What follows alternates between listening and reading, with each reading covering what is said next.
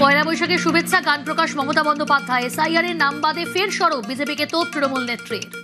দিল্লির জমিদাররা অনেক অত্যাচার করছে, ভোট কাটছে, বিজেপি ভ্যানিশ ওয়াশিং মেশিন সব এজেন্সি দিয়ে বাংলার উপর জুলুম অত্যাচার করছে। এই অত্যাচারের বদলা নিয়ে আপনাদের কাছে অনুরোধ, আপনার একটা ভোট দয়া করে দিন।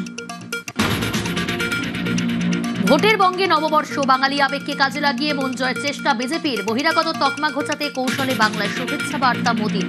ব্যক্তিগতভাবে ইমেল অভিনন্দন শাহেরও। ভোটের মুখে নববর্ষে বাঙালি যাত্রাভিমানে শান, মনীষীদের ছবি নিয়ে মিছিল শুভেন্দু, নাচে গানে দিলীপ। কেউ মাছ হাতে প্রচারে, কেউ করলেন রান্না, ধুতি পাঞ্জাবি পরে জনসংযোগে প্রার্থীরা।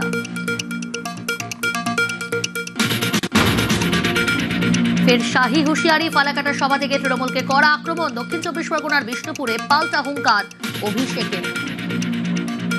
ममता के गुंडे भी सुन ले, घर में बने रहना 23 को, नहीं तो 5 के बाद उल्टा लटका कर सीधा करने का काम। গুজরাটের গুন্ডা এসে বাঙালিকে হুমকি দিচ্ছে। আমি অমিত শাহকে বলবো, যদি মেরুদণ্ড সোজা থাকে আর বুকের পাটা থাকে, 4 তারিখ বাংলায় থাকবেন, বিকেলে দেখা হবে।